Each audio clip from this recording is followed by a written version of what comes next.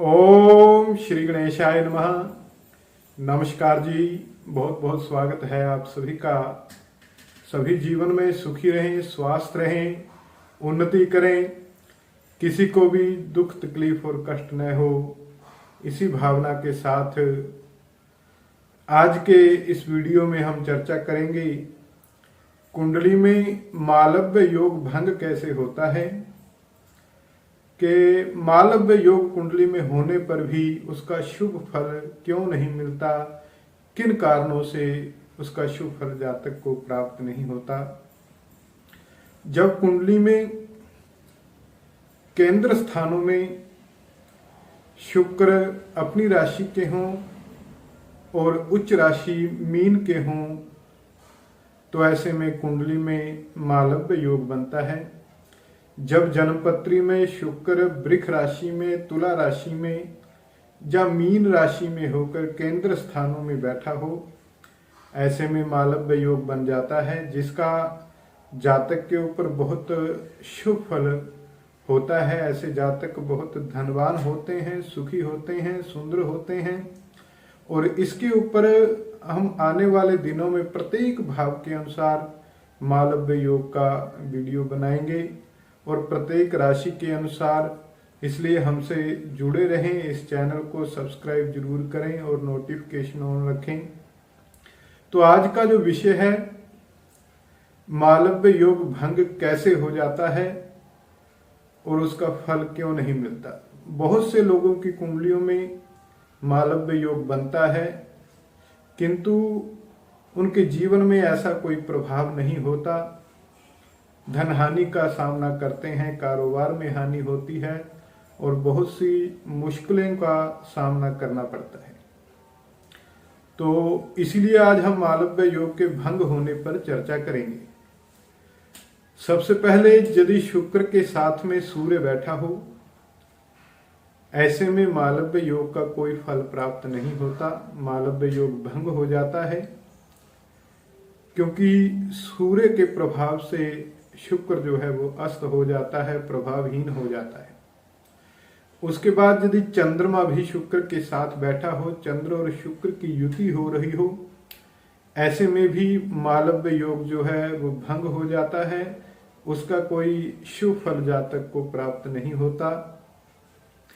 उसके बाद यदि कुंडली में सूर्य तुला राशि के होकर 10 डिग्री के ऊपर बैठे हों, 10 अंश के ऊपर बैठे हों, तो ऐसे में भी सभी प्रकार के राजयोग जो हैं वो भंग हो जाते हैं और मालव्य योग का भी कोई अच्छा फल जातक को प्राप्त नहीं होता।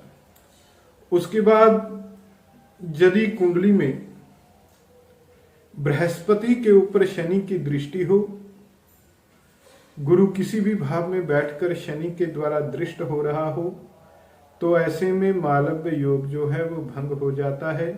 मालव्य योग का कोई भी फल जातक को प्राप्त नहीं होता।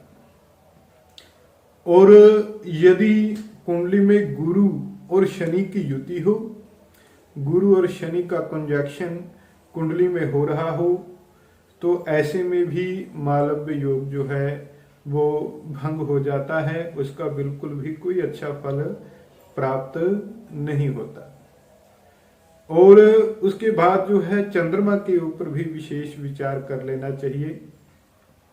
यदि कुंडली में चंद्रमा बलहीन है, निर्बल है, नीच बैठा है, वृश्चिक राशि में होकर बैठा है, पाप ग्रहों से दृष्ट होकर बैठा है, तब भी मालव्य योग का अच्छा फल प्राप्त नहीं होता। क्योंकि यदि कुंडली में चंद्रमा जो है वो बलशाली है, तभी शुक्र जो है उसमें बल रहता है, उसमें शक्ति रहती है। यदि कुंडली में चंद्रमा ही बलहीन है, तो शुक्र भी बलहीन हो जाता है। इसे आप इस प्रकार समझ सकते हैं, जैसे शुक्र है, उसकी वस्तु है दही। दही जो है वो शुक्र की वस्तु है। और दही कैसे बनती है ये आप सभी को पता होगा। दूध से दही बनती है, क्योंकि दूध जो है वो चंद्रमा का है और दूध से दही बनती है। अगर दूध ही खराब हो तो दही कैसे बनेगी, दही अच्छी नहीं बनेगी। इसी प्रकार आप समझ सकते हैं कि अगर चंद्रमा आपकी कुंडली में स्ट्रांग है तो तभी आपका शुक्र जो है बहुत अच्छा फल देगा।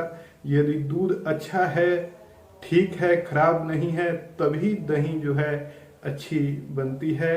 और चंद्रमा के शुभ होने पर शुक्र जो है अपना प्रभाव शुभ ही देता है। तो इस प्रकार यदि चंद्रमा कुंडली में खराब हो रहा है, पाप मध्य में हो रहा है, पाप ग्रह के साथ में बैठा है, 6, 8 या 12वें भाव में बैठा है, अशुभ राशि में बैठा है, तब भी आपका मालव्य योग जो है वो भंग हो सकता है। उसका अच्छा फल आपको प्राप्त नहीं होगा। यदि आपकी कुंडली में भी मालव्य योग बन रहा है और उसका अच्छा फल आपको प्राप्त नहीं हो रहा है, तो आप इस वीडियो के नीचे कमेंट कर सकते हैं। कमेंट में आप अपनी डेट ऑफ बर्थ बता सकते हैं। और यदि आप अपनी जन्मपत्री दिखाना चाहते हैं तो हमसे व्हाट्सएप के ऊपर संपर्क कर सकते हैं, फोन कर सकते हैं। नीचे डिस्क्रिप्शन में हमारा नंबर दिया गया है। तो जय श्री कृष्णा, जय श्री राम। शुक्र भगवान की और लक्ष्मी माता की कृपा आप सभी के ऊपर बनी रहे।